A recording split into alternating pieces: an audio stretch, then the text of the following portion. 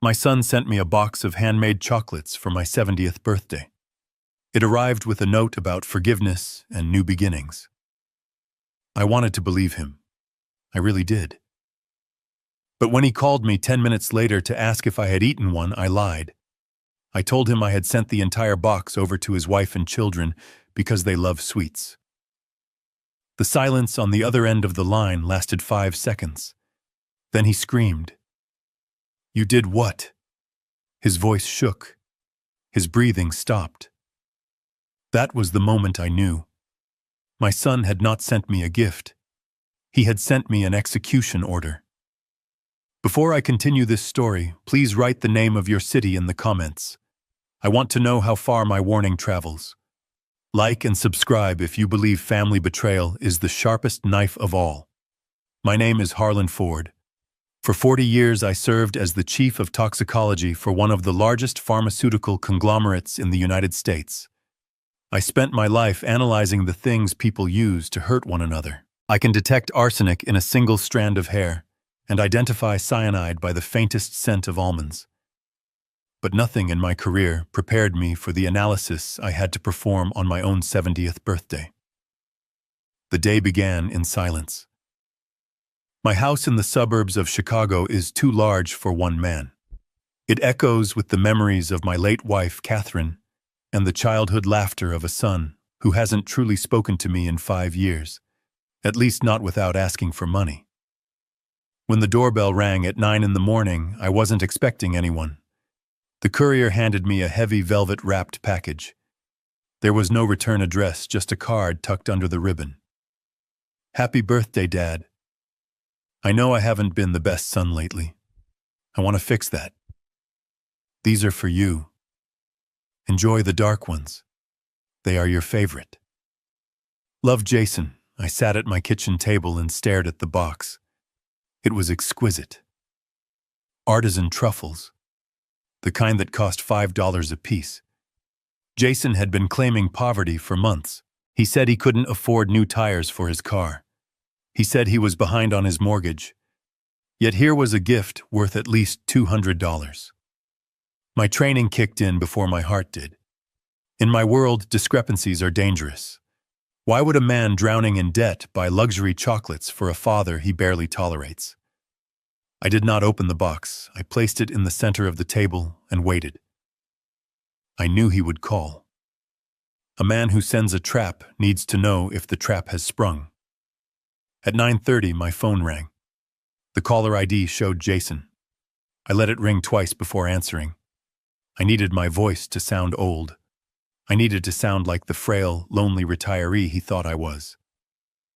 "Hello, Jason," I said. "Dad, happy birthday." His voice was tight. It was too high, too fast. It lacked the casual indifference he usually reserved for me.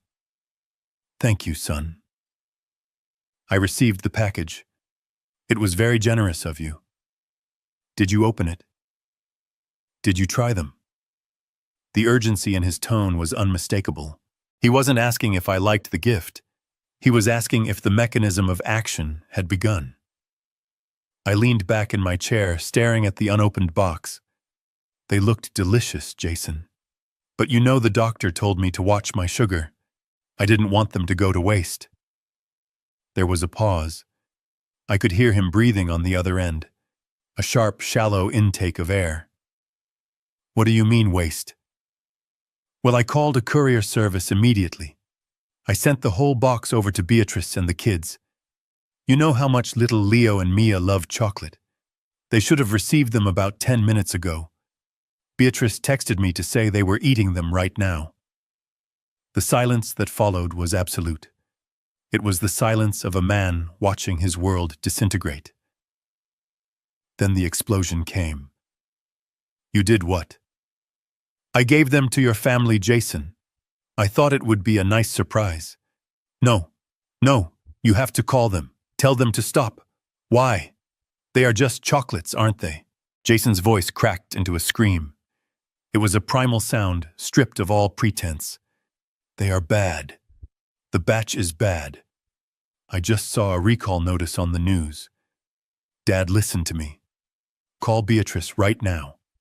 Tell her not to let the kids touch them. Do not let them swallow a single bite. I held the phone away from my ear. His panic was genuine, but it was not the panic of a man worried about a stomach ache or a bacterial infection. It was the panic of a man who had intended to kill one person and accidentally targeted 3 others. He did not want to be a mass murderer. He only wanted to be an orphan with an inheritance. Calm down, Jason, I said, keeping my voice steady. I will call her.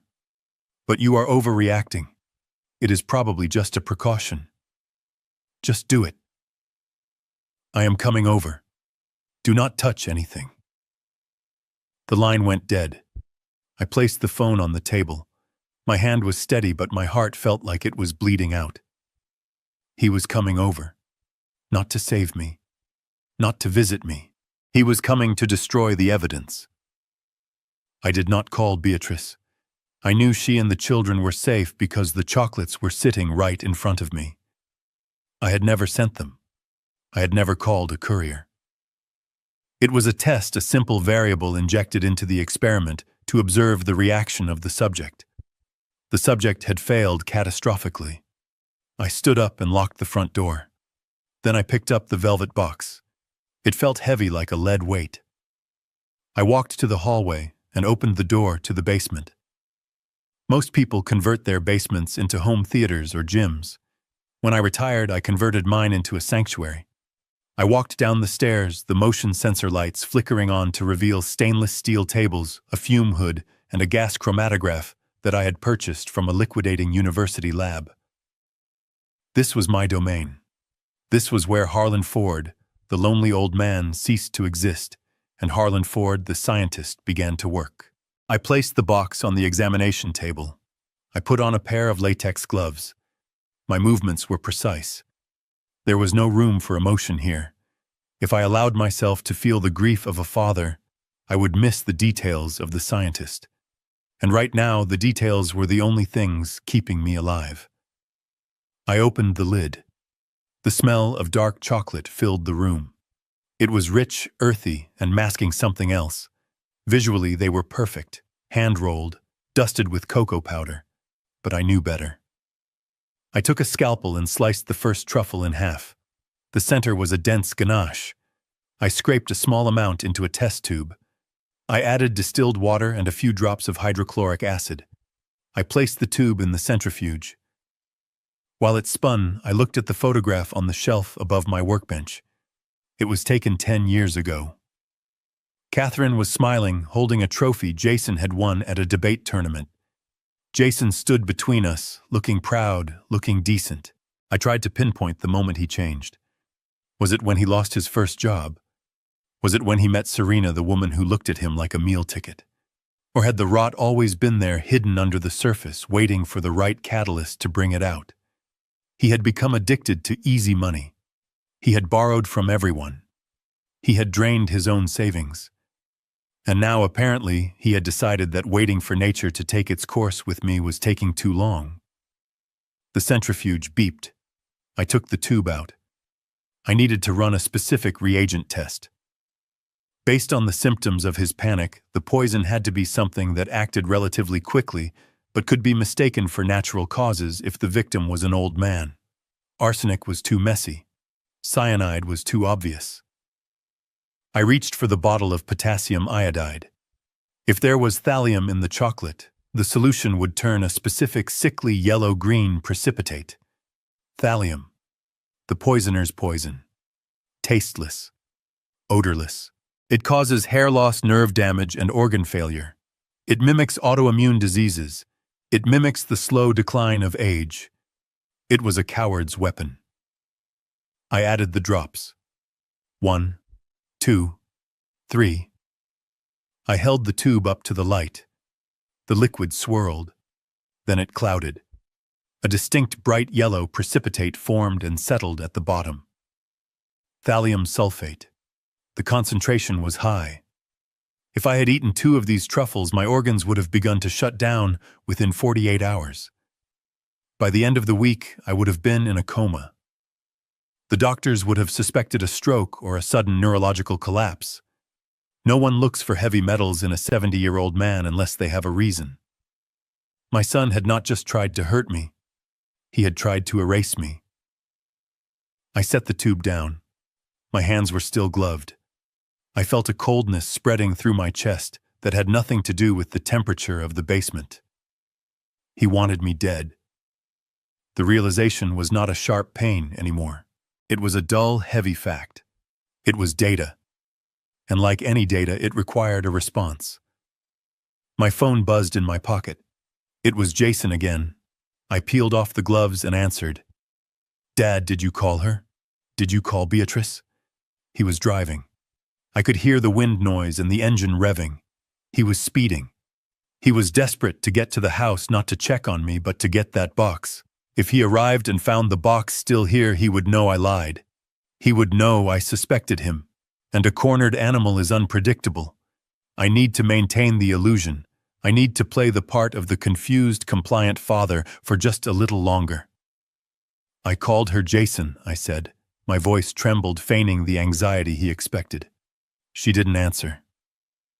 I left a voicemail. But then I remembered something. What? What did you remember? The box. I didn't give the driver the box. The car noise on the other end shifted. He must have slammed on the brakes or swerved. What are you talking about? You said you sent it. I am getting so forgetful lately, son. I packed it up. I addressed it. But I think I left it on the kitchen counter. I was looking for my glasses, and I must have forgotten to hand it to the driver. I am looking at it right now. It is still here. The relief in his voice was audible. It was disgusting. He let out a breath that sounded like a sob. Oh, thank God. Thank God. Dad, listen to me. Do not touch it. Do not open it. I am 5 minutes away. I will come and get it. I will return it to the store and get our money back. You are a good boy, Jason, I said. Always looking out for your old dad. Yeah. Just wait for me. Do not eat anything. He hung up. I looked at the test tube with the yellow sediment. I looked at the beautiful box of chocolates that contained my death. He was coming to sanitize the crime scene. He was coming to play the hero who saved his father from food poisoning. He thought he was 5 minutes away from victory. He did not know that he was 5 minutes away from walking into a web that I had just started to weave. I took the box. I carefully cleaned the scalpel and the table. I removed any trace of the analysis. I put the half-eaten truffle back into the wrapper and molded the chocolate to look like it had been bitten, not sliced. Then I went upstairs. I placed the box back on the kitchen table exactly where it had been. I unlocked the front door. I sat down in my armchair and turned on the television to a game show. I practiced my smile. It had to be the smile of a man who is grateful. It had to be the smile of a man who has no idea that the person walking through the door is a monster. But I did not just sit there. I pulled out my burner phone, a device I kept for consulting work. I still did occasionally under a pseudonym. I sent a text message to Mr. Blackwood. Blackwood is my attorney. He is also the only man on earth who knows the true extent of my assets. He knows that I am not just a pensioner with a paid-off house. He knows about the patents. He knows about the royalties from the anticoagulant drug that 3 million people take every day. He knows that my net worth is north of $15 million. The text was simple. Code Black. Jason. Initiate full financial forensic sweep of my son. I want to know who he owes and how much. I need results by tonight. I put the phone away just as tires screeched in the driveway. The car door slammed. Footsteps pounded up the walkway. The door burst open. Jason stood there. He was pale. His hair was disheveled. He was wearing a suit that looked expensive but hadn't been dry cleaned in weeks. Sweat beaded on his forehead. "Dad," he gasped. I looked up, blinking slowly behind my glasses. Jason, you got here fast. Where is it? He scanned the room wildly until his eyes landed on the velvet box on the table. He lunged for it. He grabbed it with both hands, clutching it to his chest like it was a holy relic. I got it! I got it! You are acting very strange, son, I said. It is just chocolate. It is Salmonella, Dad. It is a deadly strain. I heard it on the radio. I couldn't live with myself if you got sick. He was lying to my face. He was looking me in the eye, holding the poison he bought to kill me and pretending to save my life. The audacity was almost impressive. Well, that is a shame, I said. They looked so good. I admit I was tempted. I even opened the lid. Jason froze. He looked down at the box, then back at me. Did you eat one? I paused. I let the silence stretch. I watched his pupils dilate. I watched the hope flare in his eyes. He was terrified of getting caught, but he was also desperate for the result. I picked one up, I said slowly. I brought it to my mouth. It smelled like dark chocolate and almonds. Almonds are the scent of cyanide, not thallium, but Jason wouldn't know that. I wanted to see if he reacted to the mention of a chemical signature. He didn't flinch at the word almonds. He just stared, and then the phone rang, I said. It was you, so I put it back. The hope in his eyes died. The relief returned, but it was tinged with frustration. He had come so close. Good, he said. Good. That was lucky. He began to back away toward the door. I am going to take this. I will dispose of it properly. You don't need to worry about anything. He was leaving. He thought he had escaped. He thought the slate was clean. He would go throw the box in a dumpster, and tomorrow he would come up with a new plan. Maybe a fall down the stairs. Maybe a gas leak. I couldn't let him go, not yet. I needed to tighten the noose. Jason, wait, I said. He stopped his hand on the doorknob. What is it, Dad? Since you are here and since you saved my life, I think we should celebrate. Celebrate? Yes, I was going to spend my birthday alone, but now you are here. Why don't you stay for dinner? Call Beatrice. Tell her to bring the kids. I want the whole family here. Jason looked at the box in his hands, then at me. He wanted to leave. He wanted to run. But he couldn't refuse. If he refused, it would look suspicious. He had to play the part of the loving son. I don't know if Beatrice can make it. Nonsense, I said. I will call her myself. I have big news, Jason. Huge news. What news? I stood up and walked over to him. I placed a hand on his shoulder. I felt him flinch. I have been thinking about what you said last month, about how hard things are for you, and I decided I am going to make changes to my will. Tonight. His head snapped up. The greed was instantaneous. It washed away the fear. Your will? Yes. I want to discuss it with everyone present.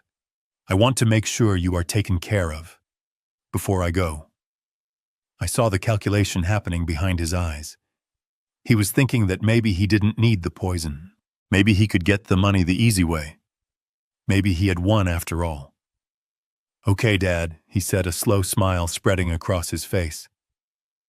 Okay, I will call Beatrice. We will be here. Excellent, I said. Oh, and Jason. Yeah. Bring that nice young woman I saw you with last week. The tall one. With the blonde hair. Jason turned white. He stopped breathing for the second time that day. Who? You know, your assistant. The one you were having lunch with. Bring her too. I want to meet the people who are important to you. I smiled. It was a warm, fatherly smile. It was the best lie I had ever told. I don't know what you mean, Dad. Don't be shy. I insist. Dinner at 7. Don't be late. I gently pushed him out the door and closed it. I watched through the peephole as he walked to his car. He looked like a man walking a tightrope in a hurricane. He threw the box of chocolates into the passenger seat and pounded the steering wheel.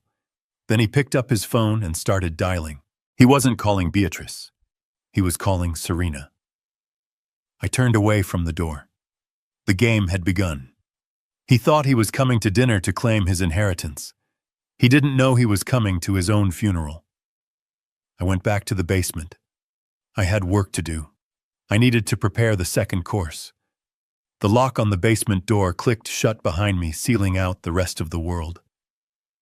The air down here was cooler filtered and smelled faintly of isopropyl alcohol and ozone. It was the scent of truth. Upstairs, I was a retired father celebrating a birthday. Down here, I was a scientist staring into the barrel of a loaded gun disguised as a confection. I placed the velvet box on the stainless steel workbench. The lighting down here was clinical, a stark white LED that left no shadows. It was unforgiving, exactly what I needed. I did not sit down. I stood over the sample like a coroner over a corpse. I pulled a fresh pair of nitrile gloves from the dispenser, the snap of the latex against my wrist echoing in the silence. I selected a clean beaker and a mortar and pestle. I took the truffle I had sliced earlier, the one that had been destined for my stomach. I dropped it into the ceramic bowl. With a steady hand, I began to crush it. The dark chocolate shell cracked, revealing the dense, rich ganache interior. It looked delicious. It smelled divine. The aroma of cocoa and vanilla wafted up a sensory mask designed to hide the chemical agent within. That is the first rule of toxicology. The delivery method must always be more appealing than the payload. I added distilled water and a solvent to the mixture, creating a slurry. I needed to separate the organic compounds, the fats and sugars, from the inorganic material. I poured the dark liquid into a test tube and placed it into the centrifuge. I set the timer for 3 minutes. The machine whirred to life, a low, rising hum that vibrated through the metal table. While it spun, I leaned against the counter and watched the numbers count down. 3 minutes. That was all it took to separate a lie from the truth. I thought about the chemistry of betrayal. It binds tightly, like a covalent bond hard to break without the right catalyst. Jason had not just bought a gun or a knife. Those are weapons of passion. Poison is a weapon of calculation. It requires planning. It requires patience. It requires a special kind of coldness to hand your father death wrapped in a bow and wait for him to swallow it. The centrifuge beeped. The sound was sharp, cutting through my thoughts. I removed the tube. The solids had settled at the bottom, a dark sludge of cocoa mass.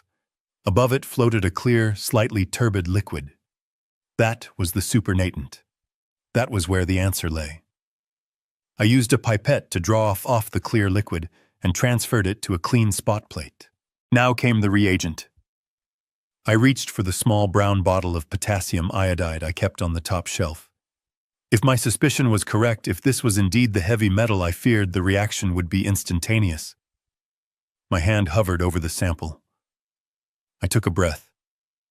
I was about to confirm that my only son was a murderer. A part of me, the father part, prayed for the liquid to stay clear. I prayed to be a paranoid old man who had misjudged a kind gesture. But the scientist in me knew better. The data points were all there. The panic, the sweat, the desperation. I squeezed the dropper. 1 drop, 2 drops. The reaction was violent and immediate. The clear liquid did not stay clear. It swirled, clouded, and then bloomed. A bright, sickly green precipitate formed instantly, settling heavily into the solution. Green. The specific, undeniable signature of thallium.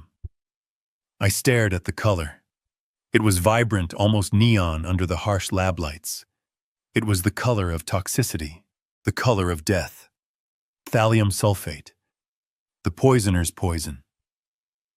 I set the pipette down on the sterile mat. My heart rate did not increase. Instead, a strange, icy calm washed over me. It was the clarity of the diagnosis. Thallium is a monster. It is odorless. It is tasteless. It dissolves invisibly in water or food. It is the perfect assassin because it hides behind the mask of natural causes. If I had eaten those chocolates, I would not have died immediately. That would have been too merciful. No, thallium takes its time. First, I would have felt a flu-like ache in my limbs, a tiredness in my bones. Then the burning would have started. A peripheral neuropathy, a fire running along the nerves of my hands and feet. I would have gone to the doctor. They would have run standard blood panels. They would have seen nothing. They would have diagnosed me with a viral infection or an autoimmune flare-up. Then my hair would have started to fall out. In clumps. On the pillow. In the shower. My vision would have blurred. My heart rate would have become irregular. My organs would have begun to shut down one by one as the heavy metal interfered with the potassium channels in my cells, essentially starving them of the energy to function. It would have taken weeks. Weeks of agony. Weeks of slow, terrifying decline. And through it all, Jason would have been there. He would have sat by my bedside, holding my hand, looking concerned for the doctors playing the grieving son, while he waited for my heart to finally stop so he could cash the check. He did not just want me gone. He wanted me to suffer. Or perhaps he simply didn't care if I suffered as long as he didn't get caught. It was a cruelty so profound it took my breath away. I looked at the green sediment again. It was enough to kill a horse. The dosage in that single truffle was massive. He was impatient. He had overcompensated. An amateur mistake.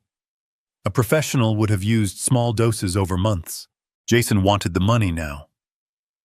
I picked up the spot plate and walked it over to the sink, flushing it with copious amounts of water. Though the image of that green stain was burned into my retinas forever. This was not a cry for help. This was not a mistake. This was a premeditated tactical strike on my life. My son had looked at me, at the man who taught him to ride a bike, the man who paid for his college, the man who held him when his mother died, and he had seen nothing but an obstacle. He had seen a walking bank account that needed to be liquidated. I took off my glasses and rubbed the bridge of my nose. The grief I expected to feel was absent. It had been cauterized by the sheer heat of the betrayal. In its place was a cold, hard resolve. I was no longer his father. I was his target, and he had missed. I cleaned the workspace meticulously. Every pipette, every beaker was washed, dried, and returned to its place. I left no trace of the experiment. To the untrained eye, this basement was just a storage room for old equipment. I walked back to the desk and picked up the burner phone. The screen glowed in the dim light. I had the confirmation. Now I needed the leverage. I needed to know exactly why he was so desperate that murder seemed like a viable financial strategy. It was time to initiate the next phase. I was done analyzing the poison. Now it was time to analyze the poisoner. I turned off the lab lights, plunging the room back into darkness, and headed for the stairs. The man who walked up those steps was not the same man who had walked down them. That man had died the moment the liquid turned green. The man ascending the stairs was something else entirely. He was the consequence. I stood at the top of the basement stairs, the heavy door clicking shut behind me. My heart was beating with a slow, rhythmic thud entirely at odds with the adrenaline that should have been flooding my system. I checked the time on the microwave clock. It had been exactly 12 minutes since our last conversation. The timing was impeccable. A man waiting for news of a death does not have the patience to wait an hour. He needs updates. He needs to know if the curtain has fallen. The phone in my pocket began to vibrate against my leg. It was a persistent, angry buzz. I pulled it out. Jason. Calling for the second time. I took a deep breath, not to calm myself, but to adjust my pitch. I needed to strip away the cold, hard edge of the toxicologist and put back on the mask of the doting, slightly confused father. I cleared my throat and slid my thumb across the screen. "Hello, Jason," I said. "Dad. Did you call her? Did you get a hold of Beatrice?" He was panting. I could hear the rush of wind in the background and the hum of tires on asphalt. He was driving, and he was driving fast. The desperation in his voice was palpable, a physical weight traveling through the cellular network. He wasn't just asking a question. He was begging for an alibi. I walked over to the kitchen window and looked out at the empty driveway. The suburban street was quiet. A neighbor was walking a golden retriever. It was a picture of normalcy that felt completely alien to the conversation I was having. I decided to twist the knife. I decided to introduce a new variable into his equation, one that would force a reaction so volatile he wouldn't be able to hide it. "I didn't need to call her son," I said, infusing my voice with a cheerful lightness that felt obscene given what I knew. I was just about to dial her number when my phone chimed. It was a text from Beatrice. The silence on the other end was absolute. It was a vacuum. I imagined him gripping the steering wheel, his knuckles white, his eyes wide, and staring at the road without seeing it. "A text," he choked out. "Yes. A lovely message. She said the package arrived safely. She wanted to thank you. She said the kids were absolutely delighted." I paused for effect. I let the words hang there heavy and suffocating. She said Leo loved the dark chocolate ones especially. He ate 3 of them before she could even stop him. She said he had chocolate all over his face. Isn't that wonderful? I heard a sound that I can only describe as a strangled, animalistic yelp. It was the sound of a man watching his life implode. If Leo had eaten 3, and if the dosage was consistent with what I had found in my lab, my grandson would be dead within the week. But Jason wasn't thinking about Leo's life. He was thinking about the autopsy. He was thinking about the police connecting the dots between a dead grandfather and a dead grandson, and realizing that the only common denominator was the man who sent the candy. "No," he screamed. "No, no, no. Jason, what is the matter? You sound hysterical. They ate them. You are sure they ate them?" That is what she said. She said they were delicious. "Why are you shouting?" He was hyperventilating now. I could hear the jagged intake of breath. He was spiraling. He had planned a clean, quiet elimination of an old man. Instead, he was staring down the barrel of a mass tragedy that would put him on the front page of every newspaper in the state. He was terrified, but not of the loss. He was terrified of the exposure. "Dad, listen to me," he shouted, his voice cracking. "Listen to me very carefully. You have to tell them to stop. You have to tell them to go to the emergency room. Right now. The emergency room. Why on earth would I do that? Because the chocolates are bad." "Bad? What do you mean bad? Like expired?" "No, not expired. Defective. I just got an email. From the company." He was lying. He was inventing the story in real time, stumbling over his own fabrication. It was fascinating to watch. It was like observing a rat in a maze, realizing there is no cheese, only electricity. "What kind of email, Jason?" "It is a recall, Dad. A massive recall. They found bacteria. Salmonella. A really bad strain. People are getting sick. Serious hospitalization sick. Salmonella. It was a clumsy lie. Salmonella causes vomiting and fever. It doesn't cause your hair to fall out and your nervous system to disintegrate. But it was the best he could come up with while doing 80 miles an hour on the freeway." "Oh my," I said, letting my voice drop to a whisper. "Salmonella. That sounds terrible. Poor Leo. He has such a sensitive stomach." "Yes. Yes, exactly. That is why you have to call Beatrice. Tell her to induce vomiting. Tell her to take them to the hospital. I am coming to your house. I am almost there. My house. Why are you coming here, Jason? If the kids are sick, shouldn't you be going to them?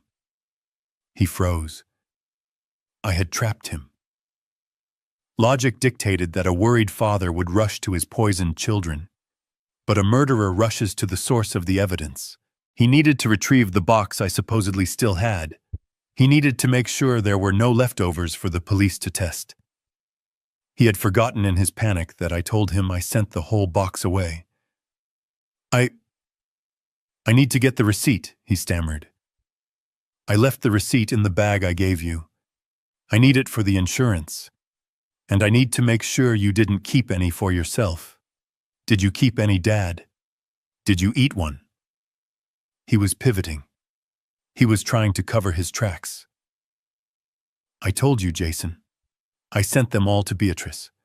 I didn't want the temptation. Okay. Good. Look, I am 5 minutes away. I am going to swing by, check on you, and then I will go to Beatrice's. Just don't do anything until I get there. Do not call anyone else. I will handle it. He hung up. I lowered the phone and looked at it. He was not going to Beatrice's. He knew that if he showed up there and demanded to see the chocolates, he would expose himself. He was coming here to verify my story. He didn't trust me. He wanted to see my face. He wanted to search my trash cans. He wanted to make sure I wasn't lying. He was 5 minutes away. I moved quickly. I went to the kitchen. I grabbed a glass of water and poured half of it into the sink. I ruffled my hair, messing up the neat part I had combed that morning. I unbuttoned the top button of my shirt. I needed to look flushed. I needed to look like a man who was starting to feel the first twinges of a biological insult. If he thought I was sick, if he thought the poison was already working, he would get careless. He would get confident. And a confident enemy is the easiest one to destroy. I sat down in the armchair facing the door. I placed my hands on my knees to stop them from trembling, not from fear, but from a cold, simmering rage. He had tried to kill me. And when he thought he had killed his own children, his first instinct wasn't to save them, but to construct a cover story. The sound of a car engine roaring up the street shattered the quiet. Tires screeched in the driveway. A car door slammed with the force of a gunshot. The performance was about to begin. I closed my eyes for a second, summoning the image of the green precipitate in the test tube. That color was my anchor. That color was my justification. I heard the key turn in the lock. He still had a key. I had never changed the locks because I never thought I would need to keep my own son out. The door flew open. Jason stood there, framed by the afternoon light. He looked wild. His eyes were darting around the room, scanning surfaces, looking for the velvet box that shouldn't be there. "Dad," he gasped, stepping into the house. I looked up at him, and I let my face sag. I put a hand to my stomach. "Jason," I said, weaky. I think I might have made a mistake." His eyes snapped to mine. The panic in them was instantly replaced by a predatory focus. "What mistake? I told you I sent them all. But I found one in my pocket. I must have saved it for later." I watched him. I watched him process this. "Did you eat it?" I nodded slowly. "About 20 minutes ago. It tasted a bit metallic." I saw it then. The flash of relief, the relaxation of his shoulders. He wasn't worried about salmonella. He was relieved that the poison was in the right body. He was relieved that his problem was solving itself. "Oh," he said, his voice dropping an octave, becoming smoother. "Oh, Dad, that's not good." He closed the door behind him and locked it. He wasn't here to help me. He was here to watch. I placed the burner phone on the counter and immediately picked up my landline. My hands moved with the muscle memory of a man who has spent a lifetime adhering to strict protocols. I had approximately 4 minutes before Jason arrived. That was enough time to secure the perimeter of my lie. I dialed Beatrice's number. She answered on the second ring, her voice a melodic contrast to the jagged panic I had just endured with her husband. "Happy birthday, Dad," she said. "I was just about to call you. The kids are making you a card. It has a lot of glitter. I hope you don't mind finding sparkles on your carpet for the next 6 months." Her warmth was a physical blow. Beatrice was a good woman. She worked 2 jobs to support my son's delusions of grandeur. She raised my grandchildren with a kindness that Jason did not deserve, and certainly did not inherit. "Thank you, my dear," I said, infusing my tone with the gentle frailty of a grandfather. "I look forward to it. But listen, I need to ask you something. Has Jason called you in the last 10 minutes? "No," she said, her tone shifting slightly, picking up on a frequency of concern. "I haven't heard from him since this morning. He said he had a big meeting. Is everything okay? Is he with you?" "He is on his way," I said. "But Beatrice, I need you to do me a favor.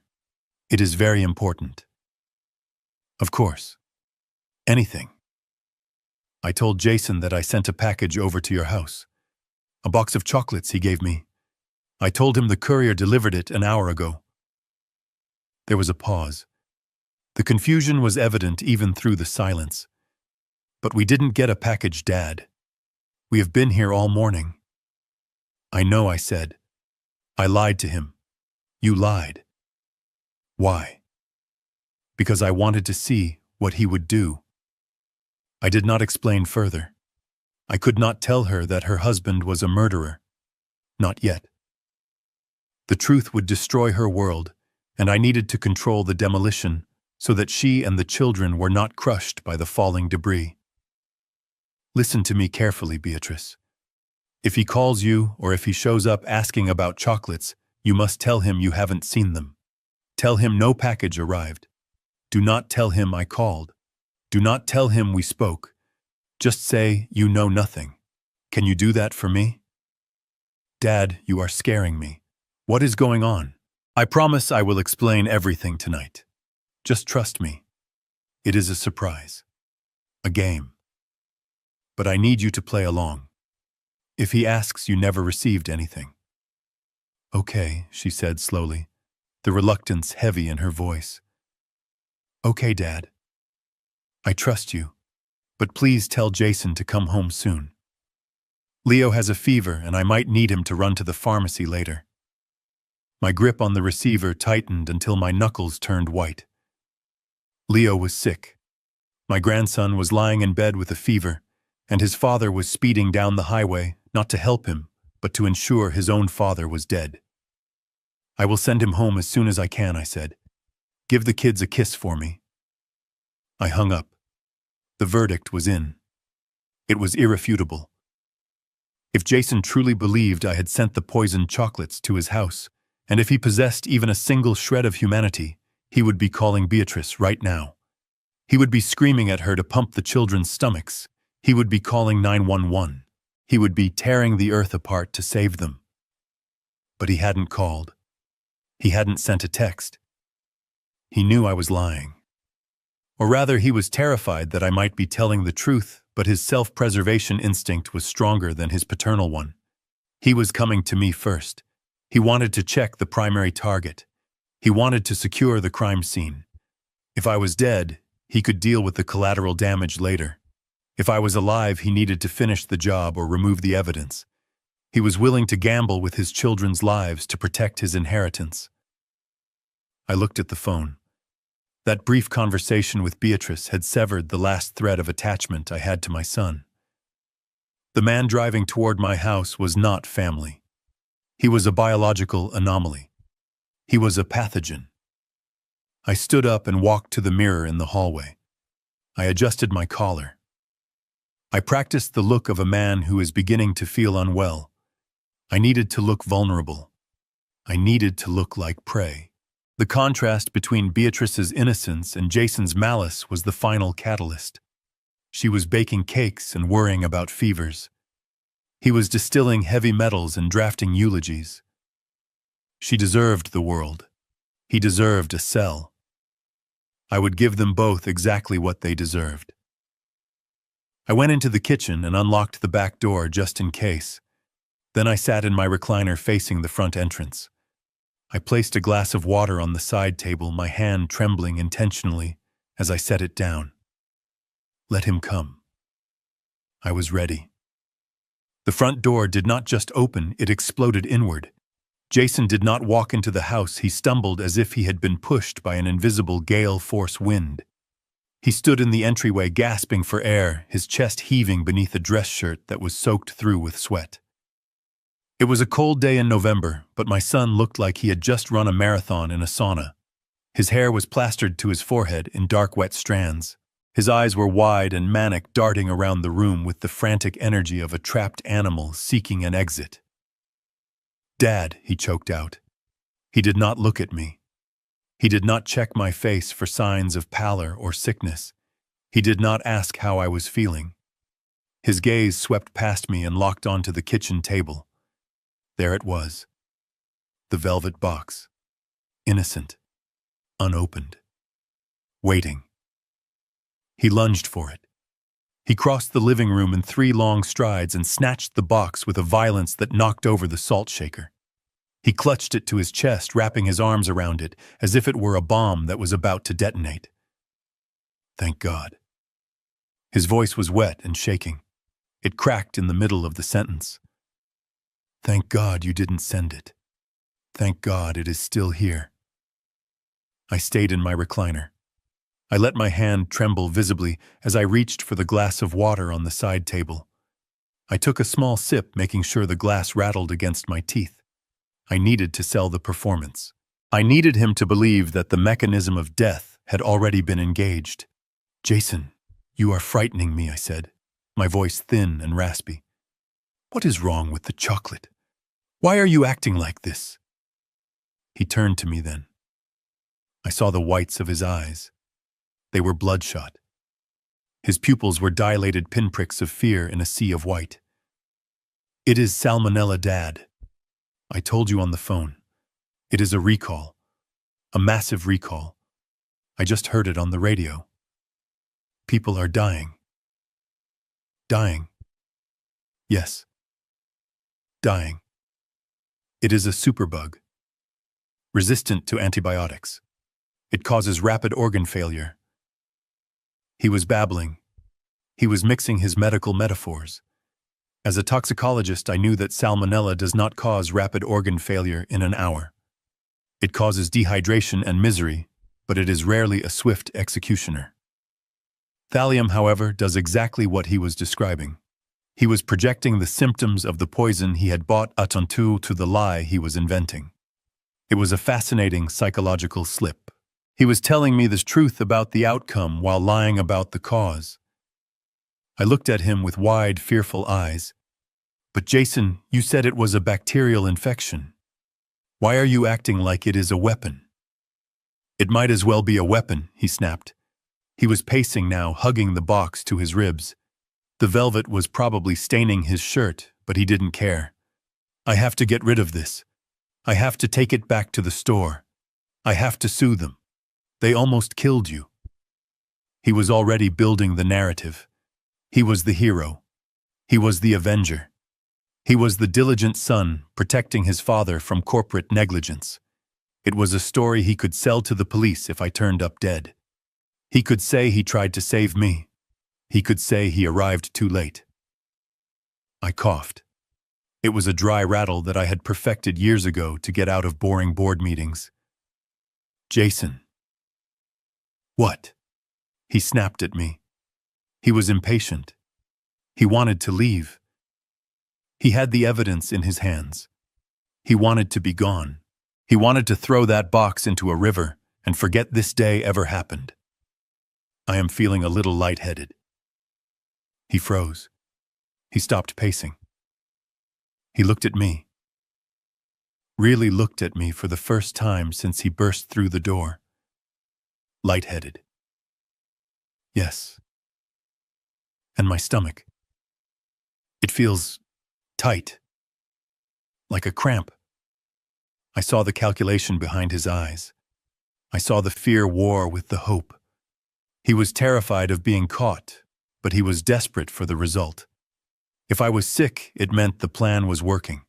If I was sick, he didn't need to worry about the will or the debt or the loan sharks. He just needed to wait. But you said you didn't eat any. You said you put it back. I lied, Jason. He dropped the box. It hit the floor with a dull thud. The sound echoed in the silent house. You lied. I didn't want to upset you. I didn't want you to think I was greedy. But they looked so good. I couldn't resist. How many? He whispered it. It wasn't a question of concern. It was a question of dosage. How many did you eat? Just one. The round one, with the gold flakes. I watched his face crumble. The round one. That was the one I had tested. That was the one loaded with enough thallium sulfate to kill a linebacker. He knew it. He had probably injected it himself. He backed away from me. He looked at the box on the floor. Then he looked at my stomach. One. You ate one. Yes. Is that bad? Is salmonella fatal if you only eat one? He didn't answer. He couldn't answer. Because if he said yes, he was admitting the severity of the poison. And if he said no, he was denying his own hope. He ran a hand through his wet hair. He looked like he was going to vomit. I need water. He went to the kitchen. He turned on the tap. He drank from his cupped hands like a savage. He was falling apart. He had the evidence, but he also had a victim who was still walking and talking. He didn't know what to do. Should he call an ambulance? If he did, they would test my blood. They would find the metal. They would arrest him. Should he let me die? If he did, I might live long enough to tell someone about the chocolates. He came back into the room. He was wiping his mouth with his sleeve. We have to go. Go where? To the hospital. No, I said sharply.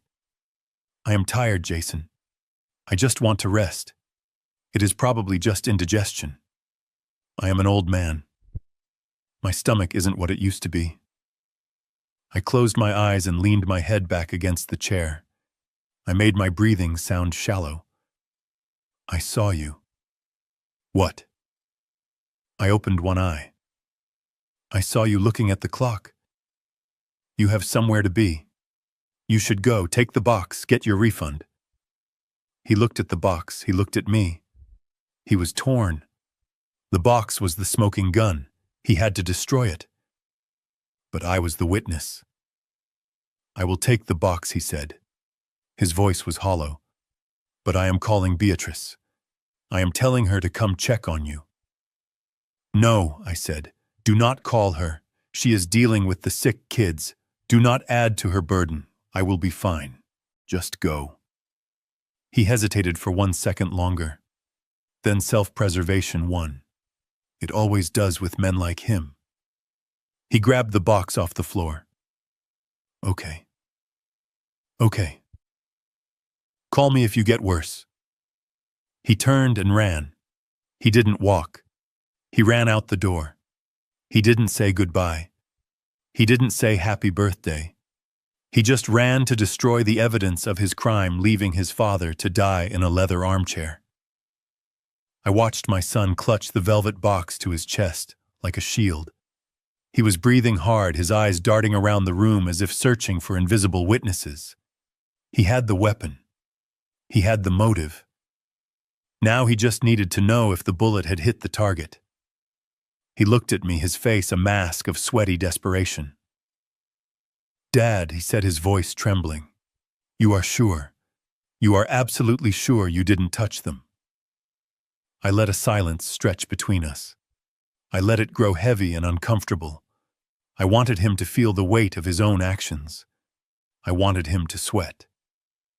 Then I let my hand drop to my stomach. I grimaced a small, sharp wince of pain that was theatrical enough to be noticed, but subtle enough to be believed. "Actually, Jason," I said, keeping my voice low and rough, "I have a confession to make." He froze. The box in his hands dipped slightly. "A confession." "I lied to you on the phone," I said. "I didn't send them all away. I kept one." The color drained from his face so fast it was like watching a light bulb burn out. He took a step back, hitting his heel against the coffee table. You kept one." "Yes. I didn't want you to think I was ungrateful. And they looked so expensive. I felt guilty sending them all to the grandchildren. So before I packed the box, I took one out. Just a little treat for myself." I watched his eyes. They were wide, unblinking. He was doing the math. He was calculating the dosage. He knew exactly how much thallium sulfate he had injected into those truffles. He knew that one was enough to cause irreversible damage. Two was a death sentence. One might be a lingering, painful exit. Which one, he whispered. It wasn't a question. It was a plea for data. "The round one," I said. "The one with the gold leaf on top." I saw the recognition hit him. That was the primary target. That was the one he had loaded first. "And did you eat it?" I nodded slowly. I leaned forward in my chair, clutching my abdomen tighter. "About an hour ago." "It was delicious, Jason. Very rich. But what?" It had a strange aftertaste. Metallic. Like I had been sucking on a penny. And now, my stomach. It feels like it is on fire. I let out a groan. It was a good groan. A wet, rattling sound deep in my throat. Jason stared at me. And in that moment I saw the transformation. I saw the sheer terror of being caught evaporate, replaced by something far darker, far more chilling. I saw hope. It was a flicker at first, then a steady burn. He realized that the nightmare scenario poisoning his wife and children was over. They were safe. The only person who had ingested the poison was the person he wanted to kill in the first place. The plan hadn't failed. It had just been delayed. He looked at the box in his hands, then back at me. He realized he was holding the murder weapon, and the victim was sitting right in front of him, already dying. "Oh, Dad," he said. His voice changed. It lost its frantic edge. It became smoother, deeper. It became the voice of a man who thinks he has won. "That doesn't sound good." "No," I rasped. "It really hurts, son. I feel dizzy. My fingers are tingling. Tingling. Peripheral neuropathy. The classic first symptom of heavy metal poisoning. I was feeding him the textbook reaction, and he was eating it up. "It is probably just the salmonella," he said quickly. "It hits fast. You know how sensitive your stomach is." He was gaslighting me. He was telling a man he had poisoned that he just had a tummy ache. He took a step toward the door. I should go. I need to take this box back. I need to file a complaint." "Jason," I said, reaching a hand out to him. My hand shook violently. "I shouldn't be alone. I think I need a doctor. Can you drive me?" He looked at my hand. He looked at the door. He was torn. If he drove me to the hospital, they would run tests. They would find the metal. He would be arrested in the waiting room. But if he left me here, I might call 911 myself. He had to make a choice. He had to gamble on my frailty. "Dad, listen," he said, backing away. "Hospitals are full of germs. You don't want to go there unless it is serious. It is probably just a bug. You need to rest. You need to sleep it off." Sleep it off. He was telling me to lie down and die. But it burns, Jason. It really burns. "Drink some water," he said, his hand reaching for the doorknob. Just drink water and lie down. I will. I will call you in an hour. To check on you. He wasn't going to call. He was going to wait for the coroner to call him. He opened the door. The cold air rushed in. Go lie down, Dad, he commanded. Do it for me. He stepped out. He didn't look back. He didn't say goodbye. He closed the door, sealing me in with my pain, or so he thought. He walked away with a spring in his step, clutching the box of chocolates like a winning lottery ticket. He thought he was leaving a dying man. He didn't know he was leaving the only witness to his crime. I watched through the peephole as Jason scrambled down the walkway. He didn't look back at the house where his father was supposedly dying. He threw the velvet box onto the passenger seat of his sedan with a force that would have crushed the delicate truffles inside. He didn't care about the chocolate anymore. He only cared that the weapon was back in his possession. He reversed out of the driveway without checking for traffic, his tires squealing against the pavement, leaving a streak of black rubber as a parting gift. I waited until his taillights disappeared around the corner. I counted to 10. 1, 2, 3. I let the silence of the house settle back around me. Then I stood up. The trembling in my hands stopped instantly. The stoop in my shoulders vanished. I straightened my spine, feeling the vertebrae click into place. I was not a sick old man. I was a man who had spent 40 years staring down chemical structures that could liquefy a human lung. I walked to the kitchen sink and poured the rest of the water down the drain. I washed the glass, dried it, and put it back in the cupboard. Order. Discipline. Control. I went to my study. It was a small room lined with books on toxicology, forensic pathology, and corporate law. I moved the heavy oak desk slightly to the left and pulled up the corner of the rug. Beneath it was a floor safe. I spun the dial left, then right, then left. The tumblers clicked with a satisfying weight. Inside, next to the deeds and the hard drives, was a black satellite phone. I only used it for one purpose. I dialed a number that wasn't saved in my contacts because I had memorized it 2 decades ago. It rang once. Blackwood, a voice answered. Crisp, professional, no pleasantries. It is Harlan, I said. Initiate the shadow clause. There was a pause on the other end, a pause of recognition, a pause of gravity. Are you sure, Harlan? Once we start this, the audit is invasive. It will trigger alerts. I am sure. My son just left my house. He attempted to administer a lethal dose of thallium sulfate. He believes he succeeded. Thallium.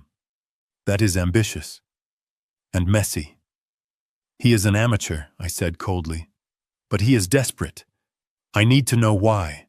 I need a full financial forensic sweep of Jason Ford. I want to know every debt, every loan, every credit card transaction in the last 24 hours. I want to know who he owes and how much time he has left. I can have the preliminary report in 4 hours, Blackwood said. The deep dive will take 12. Do it. And Blackwood. Yes. Put a tail on him. I need to know where he goes tonight. I have a feeling he isn't going home to his wife. Consider it done. I hung up the phone and placed it back in the safe. The shadow clause was a protocol I had established years ago, a nuclear option designed for the day I feared might come. It gave Blackwood authorization to bypass standard privacy protocols and utilize our network of private investigators and forensic accountants to tear apart a subject's life. I never thought the subject would be the boy I taught to play catch. I walked back to the window.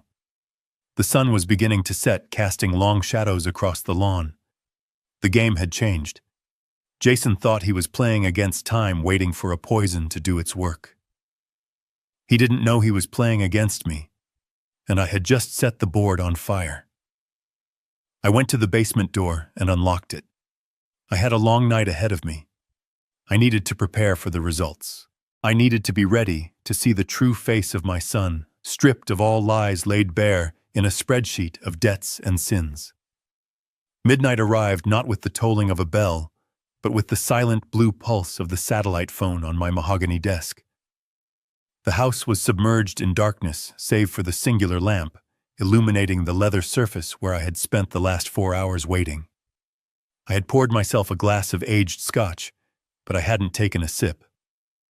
Alcohol dulls the senses, and tonight I needed the precision of a scalpel. I picked up the phone. There was a single encrypted email from Blackwood. The subject line was a sequence of numbers, the case file code we had established years ago for sensitive internal audits. I opened it. The light from the screen washed over my face, cold and clinical. The report was 20 pages long. It was an autopsy of a living man's financial soul. I skipped the preamble. Blackwood was thorough, but I didn't need the methodology. I needed the pathology. I scrolled to the section titled Liabilities and Outstanding Obligations. The numbers were printed in red, a stark contrast to the white background, looking for all the world like arterial spray. I expected debt. I expected mismanagement. Jason had always been fond of the appearance of wealth, rather than the labor of acquiring it. But I did not expect the magnitude of the hemorrhage I saw before me. $500,000. That was the principal sum. The creditor was listed as a shell company called Obsidian Ventures, registered in the Cayman Islands, but the payment routing number led back to a known front for a syndicate operating out of South Chicago. Loan sharks. The kind who do not send letters of demand. They send men with baseball bats and wire cutters. I read the terms of the loan. The interest rate was predatory, compounding weekly. Jason hadn't just borrowed money. He had sold his future. He was bleeding cash. He didn't have to keep the beast at bay, but the beast was hungry. According to Blackwood's notes, he had missed his last 3 interest payments. The deadline for the balloon payment of the entire principal was 48 hours away. That explained the sweat. That explained the manic energy. My son wasn't just greedy. He was a dead man walking. He had 48 hours to find $500,000 or face consequences that would likely end in a shallow grave. But where did he think he was going to get that kind of liquidity? I scrolled down. The answer was waiting for me in the section titled Collateralized Assets. My breath hitched in my throat. It was the only moment of genuine physical shock I experienced that night. The address listed was 42 Maple Drive, Beatrice's house. The house I had bought for them cash when Leo was born so that my grandchildren would always have a roof over their heads. It was supposed to be a sanctuary. It was supposed to be untouchable. Jason had forged the deed. He had taken out a high-risk second mortgage against the property 3 months ago. He had forged Beatrice's signature on the consent forms. If he defaulted on the loan shark debt, they wouldn't just break his legs. They would take the house. They would throw Beatrice and my grandchildren onto the street. He had gambled their shelter to pay for his vices. The rage that filled me was cold liquid nitrogen running through my veins. He had desecrated the one thing I had given him to protect his family. But the financial report wasn't finished. There was one final attachment, a PDF titled Life Insurance Policy Number 8944. I opened it. It was a policy taken out 10 days ago. The insurer was a major national carrier. The policyholder was Harlan Ford. The beneficiary was Jason Ford. The coverage amount was $2 million. I stared at the screen. I zoomed in on the bottom of the document where the applicant's signature was required. There it was. Harlan Ford. It was a good forgery. He had practiced. He had the slant of the H write the sharp cross of the F, but he had pressed too hard on the downstroke of the D. It was the signature of a man trying to copy a memory, not the signature of a man signing his own name.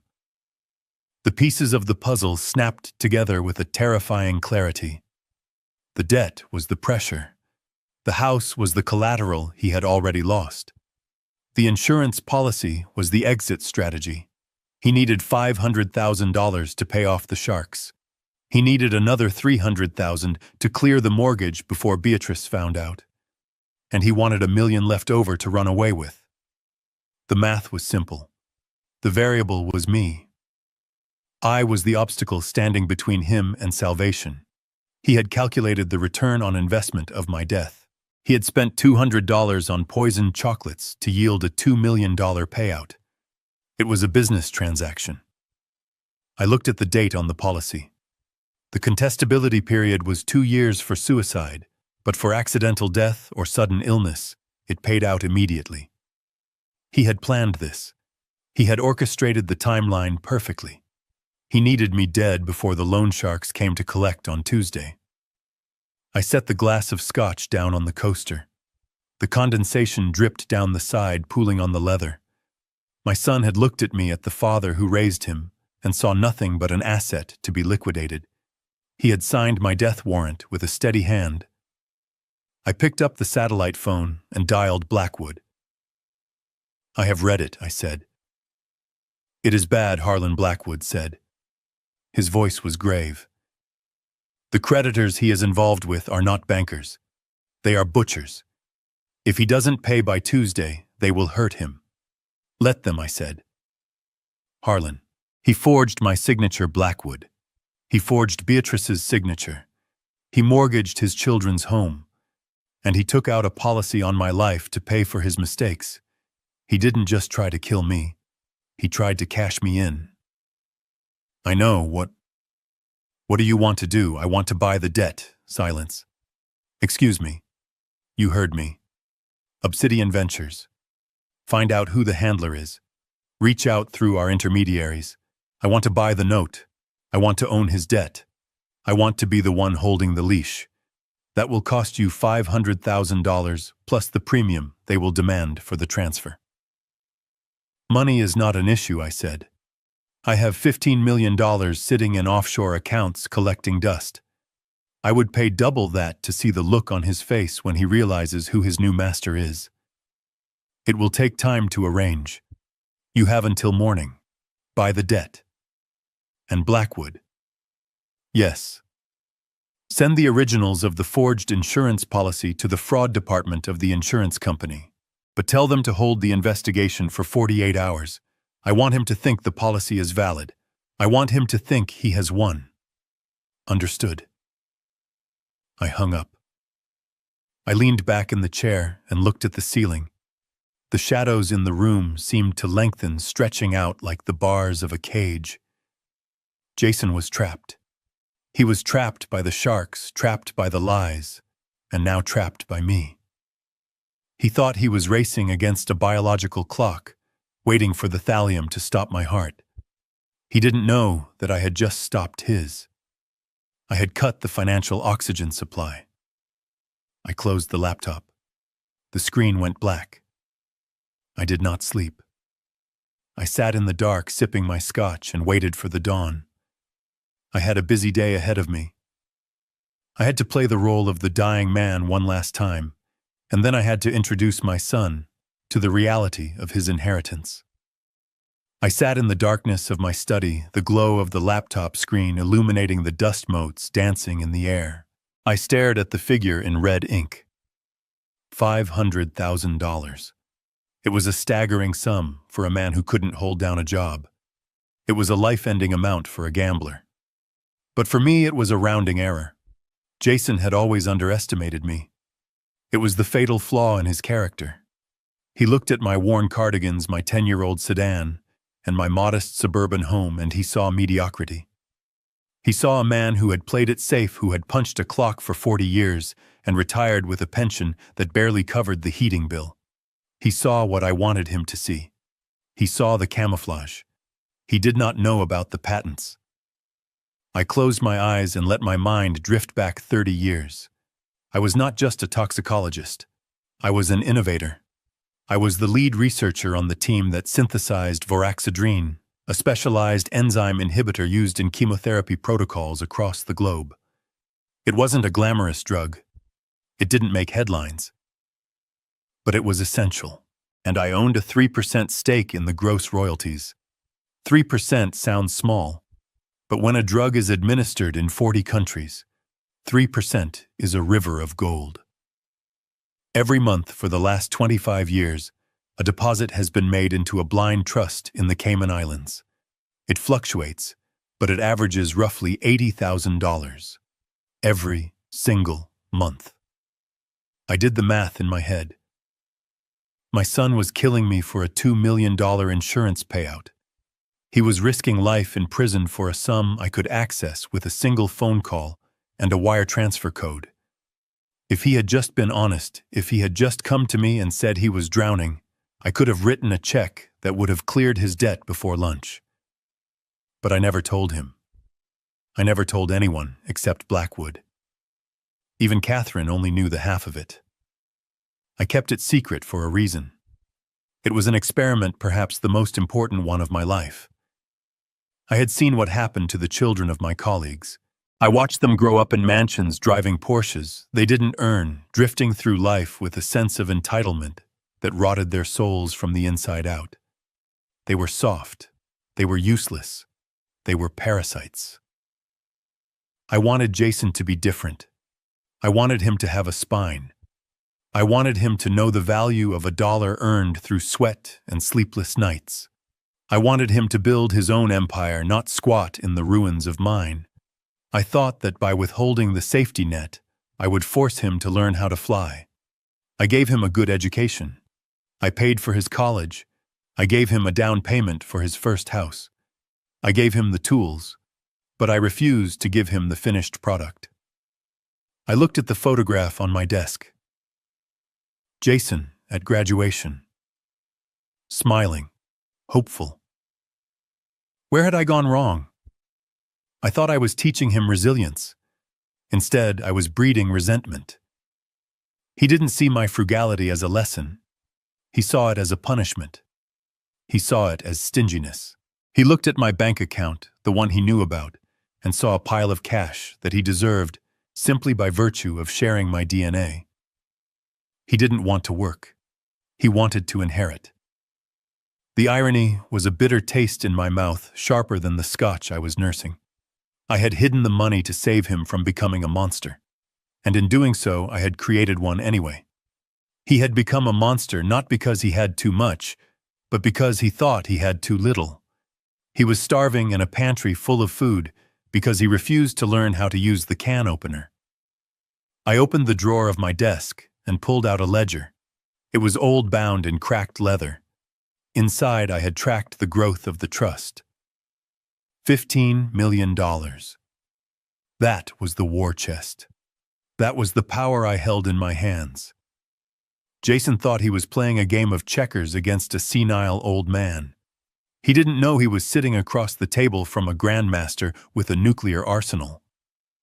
I felt a cold resolve settle over me. My experiment had failed. The subject had rejected the treatment and developed a malignant pathology. There was no saving him now. There was only containment. I had the money to crush him. I had the money to buy his debts, to foreclose on his future, to strip him of every illusion he held dear. He wanted my wealth. He was about to find out exactly how heavy that wealth could be when it was dropped on his head. I picked up the phone again. It was time to identify the other variable in this equation. The woman. Serena. The one who was likely whispering in his ear, telling him that poisoning his father was a sound business decision. I needed to know who she was. I needed to know what she wanted. And I needed to know if she was worth more to me than she was to Jason. Because everyone has a price, and I was the only one who could afford to pay it. The secure server pinged softly in the silence of my study. It was a sound that signaled the arrival of the final piece of the puzzle. I sat forward, adjusting my glasses, and opened the encrypted file sent by the private investigator Blackwood had contracted. The timestamp on the photos was less than an hour old. The location was the Meridian Tower, a glass needle of a building in the downtown district, where rent for a one-bedroom apartment cost more than Jason earned in 3 months. The first photo showed my son's car parked in the loading zone. He was out of the vehicle walking toward the lobby. The body language was unmistakable. The slouch of desperation was gone. He was walking with a swagger. His head was high. He was smiling. It was the smile of a man who believes he has just gotten away with the perfect crime. He thought I was at home writhing in agony while he was here about to step into a life of luxury he hadn't earned. The second photo was taken in the hallway of the 34th floor. The door to apartment 34B was open. A woman stood in the frame. Serena. She was striking. Tall, with platinum blonde hair cut in a sharp, expensive bob. She wore a silk robe that looked like it cost a mortgage payment. She held a glass of champagne in one hand and was reaching out for Jason with the other. Even in a static image, the dynamic was clear. Jason was leaning toward her, desperate, pleading for approval. She was leaning back, cool, appraising. She wasn't looking at him with love. She was looking at him like a gambler looks at a winning ticket. But it was the third photo that made the air leave my lungs. The investigator had used a telephoto lens to capture them through the uncurtained living room window. They were embracing. Serena's head was thrown back, laughing. And there, resting against her throat, caught in the glare of the apartment's chandelier, was a necklace. A double strand of Akoya pearls with a vintage rose-shaped diamond clasp. I stopped breathing. I reached out and touched the screen, tracing the pixels. I knew that clasp. I knew the weight of those pearls. I had bought them for Catherine on our 30th anniversary. She had worn them to our son's graduation. She had been wearing them in the portrait that hung in the hallway. 2 years ago, Jason had called me in a panic. He said he had stopped by the house to check on things while I was at a conference and found the back door jimmied open. He said the jewelry box was gone. He filed the police report himself. He sat at my kitchen table and cried, telling me how sorry he felt that Mom's things were stolen. I had comforted him. I had told him they were just things, that his safety was what mattered. He hadn't just stolen money. He had stolen his mother's memory. He had taken the most precious artifact of my marriage and draped it around the neck of the woman who was helping him murder me. The violation was so absolute, it was almost physical. It wasn't just greed. It was a complete absence of soul. I stared at Serena. I analyzed her. She was the variable I hadn't accounted for until now. Jason was weak. He was lazy. He was a follower. He didn't have the intellectual capacity to execute a thallium poisoning without guidance. He wouldn't know the dosage. He wouldn't know the symptoms to fake. But she looked sharp. She looked hungry. I looked at the way her hand gripped his lapel. She was steering him. She was the architect. She was the one who found the loan sharks, and when the debt got too heavy, she was the one who suggested the solution. Kill the old man, take the insurance, sell the house, keep the pearls. She was the toxic catalyst. He was just the unstable element waiting to explode. I saved the photos to my hard drive. I printed the one of the necklace on high-gloss paper. I wanted to have it in my pocket. I wanted to be able to touch it when I looked her in the eye. I realized then that I wasn't just going to destroy Jason. I was going to destroy her too. She had made the mistake of wearing her trophy before the game was won. She thought she was untouchable in her high tower, drinking my son's borrowed champagne. She didn't know that the man she was trying to kill was the one paying for the roof over her head. The investigative report noted that the lease on the apartment was in Jason's name, paid for by the credit cards he had fraudulently opened in my name. I owned the debt. I owned the apartment. And soon I would own them. I closed the laptop. The rage was no longer a fire. It was a glacier. Massive, unstoppable, cold. I checked the time.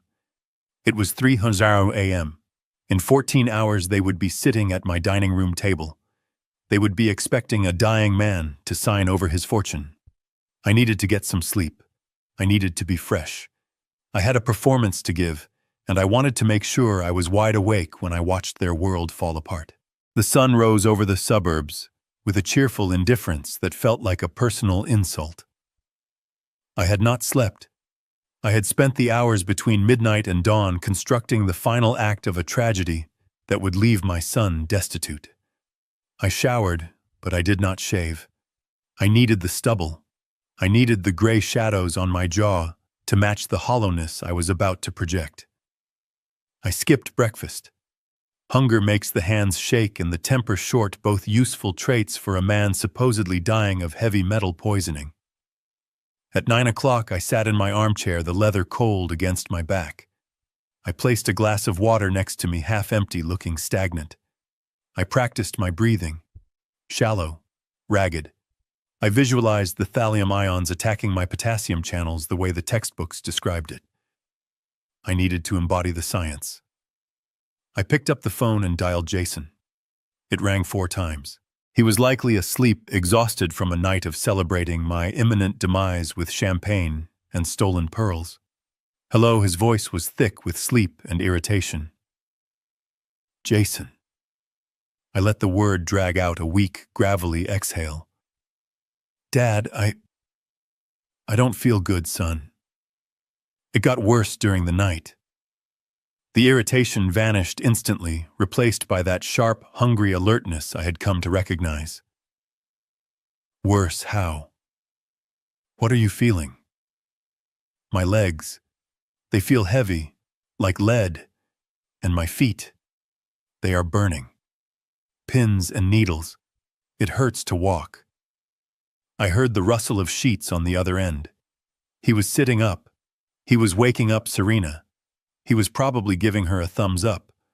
Peripheral neuropathy. The textbook progression. He thought the clock was ticking down. Did you call a doctor? He asked the question purely performative. No. No doctors. I don't want to die in a hospital, Jason. I want to stay here. In my chair. Dad, don't talk like that. You aren't going to die. I am, Jason. I know I am. I can feel it. The machine is breaking down. I let out a cough, a wet hacking sound that tore at my throat. Listen to me, son. There isn't much time. I have been thinking all night. About the money. About the house. Yes, I haven't updated my will in 10 years. It is a mess. It leaves everything to charities that don't even exist anymore. If I go now, the state will take a chunk. It will be tied up in probate for months. I heard him inhale sharply. Probate. The word was kryptonite to a man who owed $500,000 by Tuesday. He couldn't wait months. He couldn't even wait weeks. We can fix that, Dad. We can fix it. I need to do it today, Jason, right now. I need to sign everything over to you. I want you to have it all. The house, the accounts, everything. I want to make sure you are safe. I choked back a sob that was entirely manufactured. Okay, Dad. Okay, I can come over. I can help you write it. No, it has to be legal. It has to be binding. My handwriting. I can barely hold a pen. I need someone to type it. Someone to witness it. I paused, letting him scramble for a solution. Do you still have that assistant? The smart girl. The one who helped you with your taxes. I was feeding him the line and he swallowed it whole. Serena. Yes. Is she a notary? Can she draft a legal document? She. Yes. She has paralegal training. She can do it. Bring her, Jason. Bring her over. And bring Beatrice. I want everyone here. I want to say goodbye properly. Beatrice. Do we really need Beatrice? Yes. She is family. I want her to witness it. I want there to be no doubts. I could hear the hesitation. Bringing his wife and his mistress into the same room was a risk. But the reward was $15 million. Greed always wins over caution. Okay. I will get them. We will be there in an hour. Hurry, son. I feel very tired. I hung up the phone. The trap was set. He was bringing the wolf right into the sheepfold, thinking he was the shepherd. He didn't know that I was the one holding the gate open. I stood up, my legs strong and steady.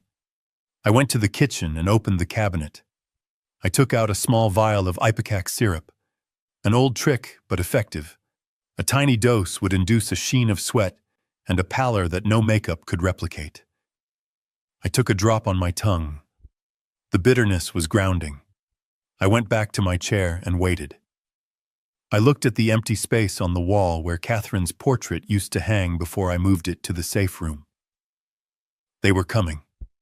The son who wanted me dead, the woman who wore my wife's stolen jewels, and the wife who was too good for any of us. I closed my eyes. The stage was set. The actors were taking their places, and I was about to deliver the performance of a lifetime. Beatrice arrived first. She came through the door with Leo and Mia trailing behind her like ducklings. She looked tired. Her hair was pulled back in a messy bun, and there were dark circles under her eyes that spoke of sleepless nights and unpaid bills. She hugged me gently, smelling of laundry detergent and baby powder. "Dad," she whispered against my ear.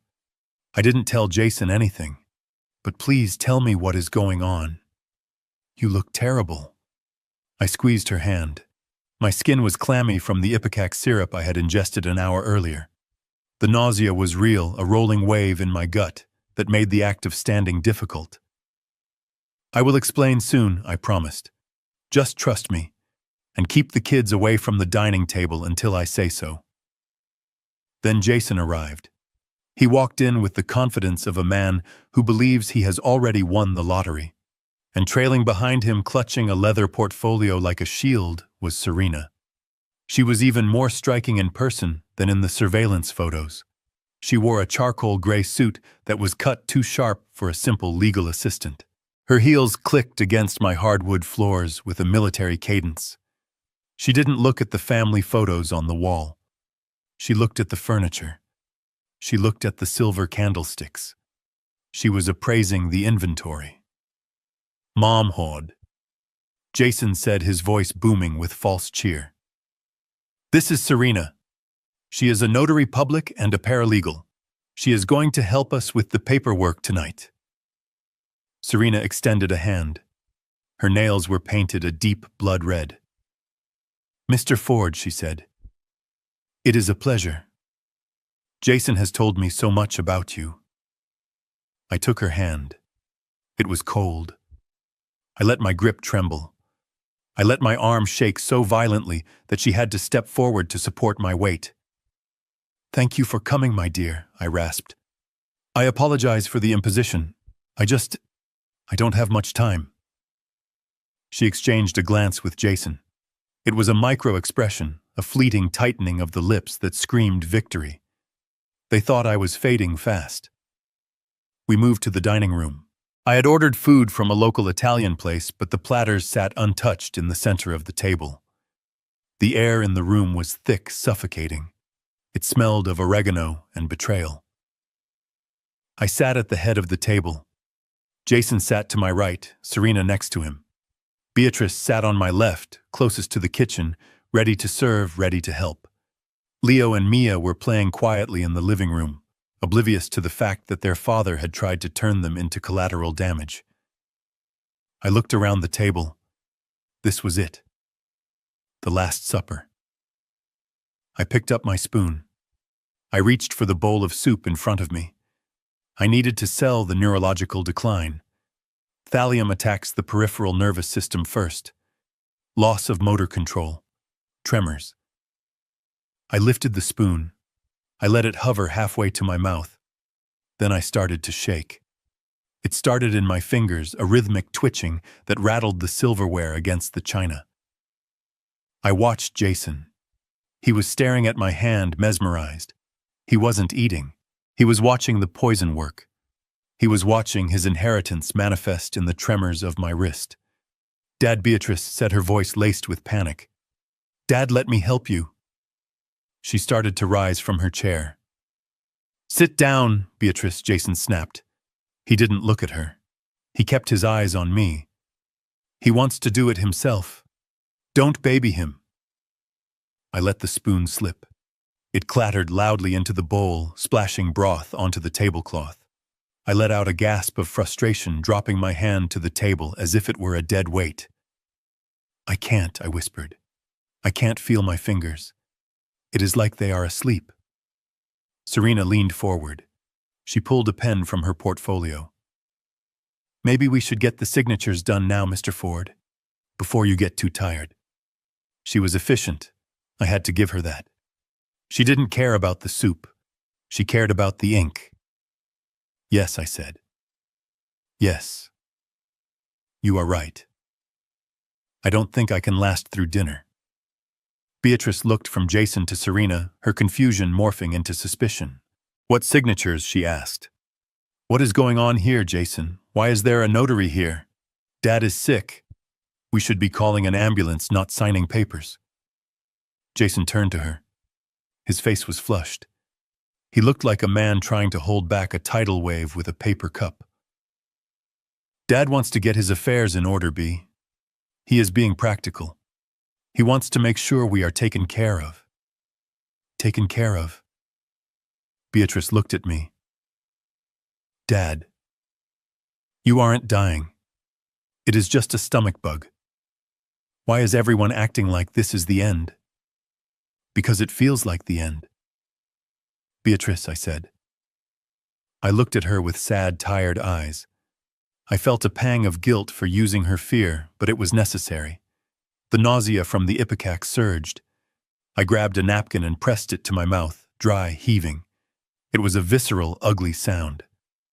Jason jumped back, revulsion plain on his face. Serena merely opened the document on the table, smoothing the paper with a flat hand. Just sign here, Mr. Ford, she said softly. And then you can rest. I looked at the document. It was a power of attorney and a transfer of deed. It gave Jason everything. It left Beatrice with nothing. I reached for the pen. My hand shook so hard I dropped it twice. Jason picked it up and pressed it into my palm, his fingers warm and sweaty against my cold skin. You can do it, Dad, he urged. Just sign your name. I brought the pen to the paper. I hesitated. I looked up at Jason. I am scared, son, I said. It hurts. I know, Dad. I know. Just sign it. It will be over soon. He was right. It would be over soon. But not in the way he thought. I dropped the pen again. I slumped back in my chair, letting my head loll to the side. I need a moment. I groaned. I feel faint. Water, Serena barked. Get him water. Beatrice rushed to the kitchen. Jason stayed put, his eyes glued to the unsigned paper. He was so close. He could taste it. I watched him through half-closed eyes. I saw the greed. I saw the impatience. I saw the utter lack of love. And then I prepared to drop the bomb. Beatrice returned with a glass of water, her hands trembling slightly as she held it to my lips. I took a sip, letting the cool liquid soothe the raw burn in my throat, caused by the ipecac. I coughed, a wet, rattling sound that made Jason flinch. He was still holding the pen, hovering over the document, like a vulture waiting for the carcass to stop moving. I am feeling better, I lied, pushing the glass away. The fog is lifting. Jason exhaled a sharp hiss of relief. Good. That is good, Dad. Now let's just get this done so you can go lie down. He tried to press the pen back into my hand. I looked at it. It was a cheap ballpoint gnawed at the end, a fitting instrument for a cheap betrayal. I didn't take it. Instead, I placed my hands flat on the table. I stopped the shaking. I sat up straighter, letting the slump in my spine vanish. No, I said. The word hung in the air, heavy and absolute. Jason blinked. What? I said no. I am not signing this. Serena stiffened. Her eyes, which had been scanning the room with bored avarice, snapped to my face. "Mr. Ford," she said, her voice tight, "we really should complete the process while you are lucid. It is for your own peace of mind." I looked at her. I looked at the diamond necklace resting against her throat, my wife's necklace. The anger I had been banking down flared hot and bright, but I kept my voice icy. "Peace of mind," I repeated. "You are right. I have been doing a lot of thinking in the last hour. About legacy. About what we leave behind." I turned to Jason. He looked like a man watching a lifeboat drift away without him. "I have decided that I cannot sign this transfer, Jason. It would be immoral." "Immoral?" "Dad, what are you talking about? It is standard. It is just keeping it in the family." "Is it?" I looked at Beatrice. She was watching me with wide, fearful eyes, holding her children's hands in the doorway. "I have realized that I have been selfish," I said. "I have hoarded my resources. I have lived a small life. I want my death to mean something more. I want to make a statement." I paused. I let them lean in. "I am changing the terms," I announced. "I am leaving this house, and nothing else to Beatrice and the grandchildren. They need a roof over their heads." Jason's mouth opened, but no sound came out. And the rest, I continued, my voice gaining strength. "The savings, the retirement accounts, the insurance policies. I am instructing my lawyer to liquidate everything, every penny. I am donating the entire estate to the National Toxicological Research Fund." The silence that followed was not the silence of peace. It was the silence of a vacuum before an explosion. You are donating it," Jason whispered. "Yes, all of it. It is a noble cause, don't you think? Advancing the science of poisons, helping to detect invisible killers." Serena stood up so fast her chair scraped violently against the floorboards. Her composure cracked. The mask of the professional paralegal slipped, revealing the desperate, clawing greed underneath. "You can't do that," she shrieked. Her voice was shrill, piercing. "You can't just give it away. That is insane. You are clearly not in your right mind." I looked at her calmly. "And why does that concern you, my dear? You are just the notary, aren't you? A neutral third party. Why do you care where the money goes?" She froze, realizing her mistake. Her face flushed a mottled red. She looked at Jason, her eyes wide with panic. I knew what she was thinking. She was thinking about the loan sharks. She was thinking about the debt that was due on Tuesday. If I donated the money, Jason got nothing. If Jason got nothing, he couldn't pay.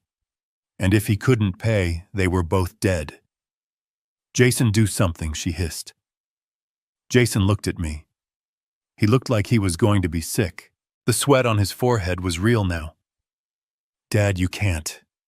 You can't do this to me. I am your son. I am your only son. So you owe me. You have to take care of me." "I owe you nothing," I said softly. "I gave you life. I gave you an education. I gave you a start. If you squandered it, that is not my debt to pay." "But I need it," he wailed. It was a pathetic sound. "I need the money, Dad. You don't understand." I leaned forward. I stared deep into his eyes. "Why do you need it so badly, Jason? Is it the gambling? Is it the debt? Or is it her?" I flicked my eyes toward Serena. "Is it high maintenance keeping a notary on staff these days?" Jason flinched as if I had slapped him. "Dad, stop. Just sign the paper. Please, I am begging you." I picked up the document. I looked at it one last time. The clause transferring the deed. The clause granting power of attorney. It was a death warrant disguised as a legal brief. I ripped it in half. Then I ripped it again. I dropped the pieces onto the untouched plate of pasta. "No," I said. "The donation stands. Beatrice gets the house. You get nothing. Serena made a sound of pure fury. She lunged across the table, grabbing Jason's arm, digging her nails into his suit jacket. "Fix this!" she snarled at him, abandoning all pretense. "Fix this right now, or I swear to God, Jason, I will leave you to the wolves." Jason looked at her, then at the torn paper, then at me. He was cornered. He was out of options. The poison hadn't worked fast enough. The manipulation had failed. The legal route was dead. He stood up, his chair clattering backward, his face twisted into a mask of ugly, raw desperation. "You are not donating anything," he shouted. "You are sick. You are confused. You don't know what you are doing." "I know exactly what I am doing," I said. Beatrice stepped forward, finding her voice amidst the chaos. "Jason, stop it. Stop shouting at him. Can't you see he is ill?" "He is not ill," Serena spat, turning on her. "He is a senile old fool who is throwing away millions of dollars." "Millions," Beatrice repeated, confused. "But Jason said Dad only had the pension." The slip was fatal. Serena clapped a hand over her mouth, but the word was out. Beatrice looked at Jason. I looked at Jason. "Millions, Jason?" I asked quietly. "How did she know about the millions? I thought you told me you were just scraping by." Jason was hyperventilating. The room was shrinking around him. He looked at the velvet box sitting on the sideboard where he had left it. He looked at me, still breathing, still talking, still destroying his life. He needed a new plan. And he needed it in the next 10 seconds. The tension in the dining room was a physical weight, heavy and suffocating, pressing down on the mahogany table where my legacy had just been torn into confetti. Jason was hyperventilating, his chest heaving as he stared at the shredded power of attorney. Serena was vibrating with a rage so intense it seemed to crack the heavy layer of makeup she wore. I sat still, a dying king on his throne, watching the court dissolve into chaos. Then the swinging door to the kitchen pushed open. It was Beatrice. She had slipped away during the shouting match, presumably to shield the children from their father's meltdown, or perhaps to find some domestic task to ground herself in the middle of this insanity. She walked back into the room, carrying a porcelain serving platter. The sound of her footsteps was the only noise in the room. She moved with a hesitant grace, her eyes darting between Jason's flushed face and my calm one. She was trying to be the peacemaker. She was trying to bridge the gap with the only tool she had left, hospitality. "I thought we could all use something sweet," she said, her voice trembling slightly, "to calm our nerves." She placed the platter in the center of the table, right on top of the torn legal documents. My heart did not speed up. It stopped.